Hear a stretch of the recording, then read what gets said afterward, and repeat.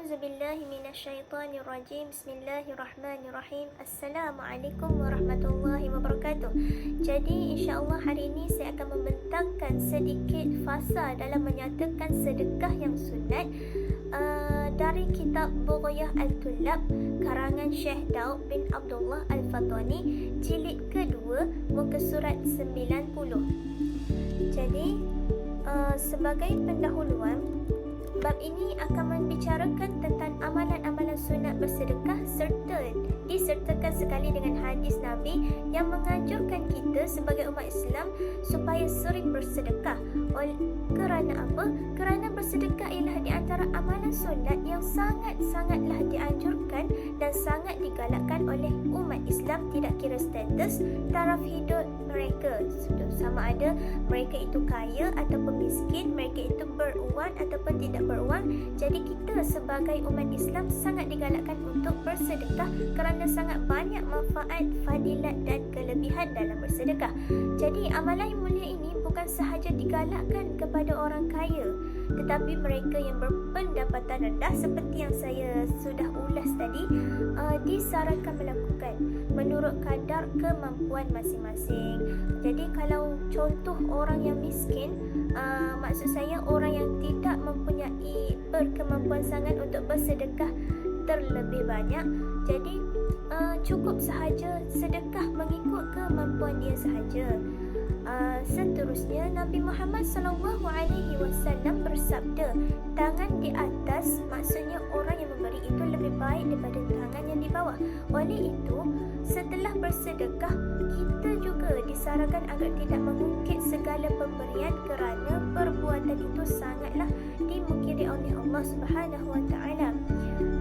Kekayaan ini tidak bererti tanpa adanya. Kekayaan ini tidak bererti apa-apa jika kita menjadi seorang yang kedekut dalam bersedekah.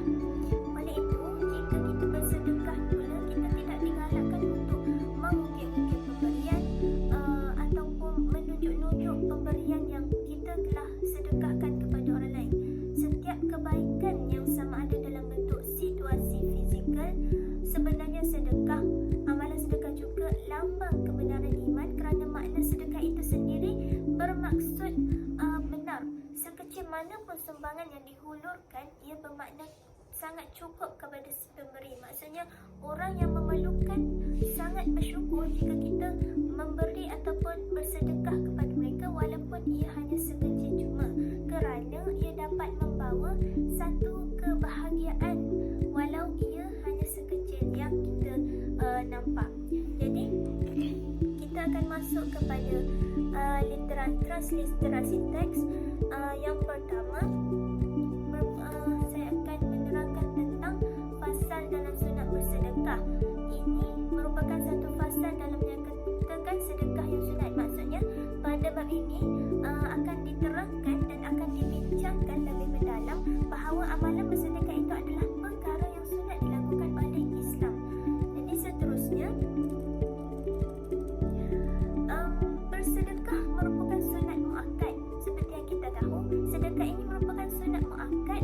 Hal ini jelas kerana terdapat dalam beberapa potongan ayat di dalam Al-Quran dan hadis yang menunjukkan bahawa bersedekah itu adalah perkara sunat, sebagaimana firman Allah Subhanahu Wa Taala di dalam surah Al-Baqarah ayat yang ke-245 yang bermaksud, barang siapa yang meminjami Allah dengan barang yang baik, maka Allah akan melipat gandakan atau menggantikan kepadanya dengan banyak.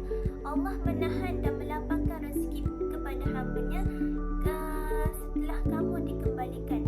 Maksudnya kat sini, barang siapa yang selalu bersedekah, Allah akan melipat kali gandakan lagi rezeki mereka. Mungkin kita lihat daripada pandangan yang kasar, jika kita semakin banyak kita memberi, semakin kurang yang kita akan, tetapi mungkin bukan hari ini, mungkin akan datang Allah akan melipat gandakan rezeki kita sama ada dari segi kita nampak ataupun tidak. Okey, seterusnya, selain itu, firman Allah dalam surah Ali Imran juga ayat yang ke-92, kamu tidak akan memperoleh kebaikan syurga sehingga berderma sebahagian daripada harta kamu. Maksudnya kita tidak akan memperoleh kebaikan syurga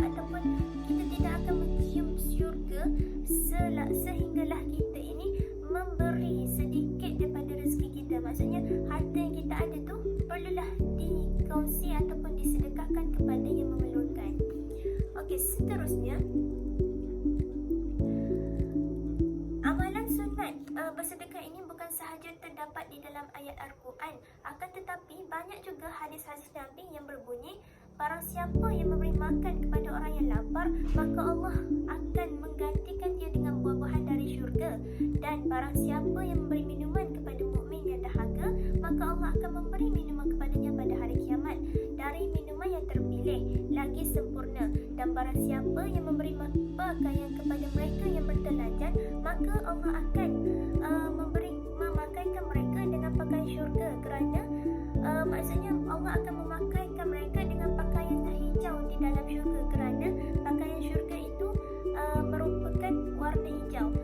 Seperti yang saya terangkan tadi, jika kita sering bersedekah, Allah akan memberikan kita lebih. Mungkin Allah tidak memberi kita ketika di syurga, akan tetapi Allah maafkan saya, mungkin Allah tidak memberi terus direct kepada kita ketika di dunia, akan tetapi Allah akan melipat kali gandakan ganjaran ketika di syurga kelak. Jadi seterusnya, selain itu ada lagi hadis Nabi yang berbunyi, setiap manusia ini dia bernaung di bawah sedekahnya sehingga ia diputuskan amal ibadatnya antara manusia. Maksud putus di sini ialah mati. Maksudnya setiap manusia ini sentiasa bernaung dengan manusia sehinggalah dia dimatikan.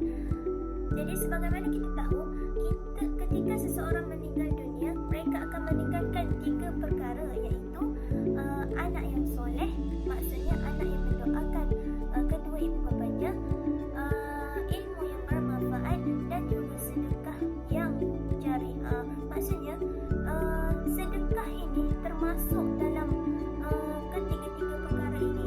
Maksudnya sedekah ini sangat penting kepada kita sebagai umat Islam untuk menggalakkan diri kita ini supaya terus bersedekah. Hadis lain pula yang berbunyi, seseorang hamba yang muslim mestilah bersedekah perkara yang baik serta halal, dan Allah tidak menerima sedekah itu melainkan perkara itu yang tidak baik. Okey, maksudnya jika kita berniat untuk memberi ataupun bersedekah kepada orang lain, mestilah perkara itu yang halal dan yang baik, kerana Allah tidak akan menerima sedekah daripada perkara yang tidak baik dan juga haram. Jadi seterusnya adalah haram jika ada orang lain mengetahui apa yang kita sedekahkan kepada orang yang kita ingin memberikan sedekah itu. Akan tetapi kadang-kala menjadi wajib jika kita mempunyai makanan yang lebih dan berhajat makanan tersebut untuk didermakan serta tidak bersifat riak ataupun menunjuk-nunjuk, kecuali dia melakukannya seikhlas hati mereka. Maksudnya kat sini, jika kita ingin memberi sedekah kepada orang lain, tidak digalakkan kita untuk menunjuk-nunjuk ataupun menghebohkan kepada orang lain yang kita ini sudah sedekah. Akan kadang-kala yang menjadi wajib jika kita ini mempunyai makanan yang lebih, mestilah kita bersedekah kepada yang memerlukan dengan hati yang ikhlas kerana Allah Ta'ala. Seterusnya, hadis Nabi juga, ada seorang hamba yang datang dan menanyakan Rasulullah, apakah sedekah yang lebih afdal? Maka Rasulullah SAW bersabda, kamu bersedekah ketika kamu dalam keadaan sihat dan bakhil, kamu berangan-angan menjadi orang kaya dan kamu takut menjadi miskin, dan janganlah kamu menunda-nunda atau menangguh-nangguhkan sehingga nyawa berada di lehermu, lalu kamu baru berkata untuk si fulan dan si fulan. Maksudnya kat sini saya singkatkan sabda Nabi ini, ketika kita hidup, kita mestilah sentiasa rasa ingin memberi. Maksudnya rasa ingin bersedekah kepada orang lain. Jangan sampai tunggu kita sihat ataupun kita nyawa ni di setengah leher baru kita bertungkus-tungkus untuk membahagikan okey, harta ini untuk si fulan, sedangkan setelah kita ingin menghembuskan nafas terakhir, harta yang kita peroleh itu memang sudah menjadi hak si fulan. Oleh itu, ketika kita sihat, lakukanlah sebanyak mana kebaikan agar kita ini sentiasa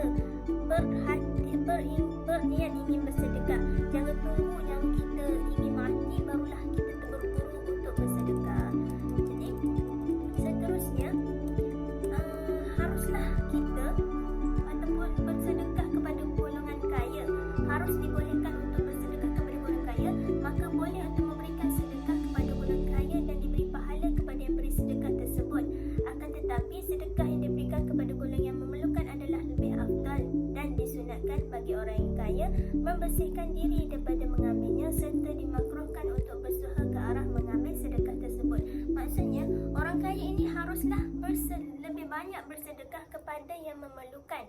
Dan tidak elok jika orang yang kaya itu berlakon ataupun berpura-pura menjadi orang yang miskin semata-mata ingin mendapatkan sedekah. Itu adalah perkara yang tidak elok, kerana orang miskin lebih memerlukan apa yang telah disedekahkan. Oleh itu orang yang kaya mesti perbanyakkan amalan bersedekah ini. Jadi sebagai kesimpulannya, amalan sedekah ini adalah meskipun tidak logik daripada matematik, maksudnya apabila kita semakin memberi, ia semakin mengurangkan sebahagian daripada harta kita.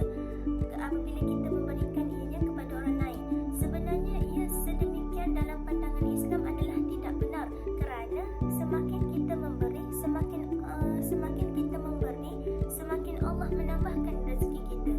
Manusia amalan Meminjamkan tip X pada seorang teman Anda yang sedang belajar.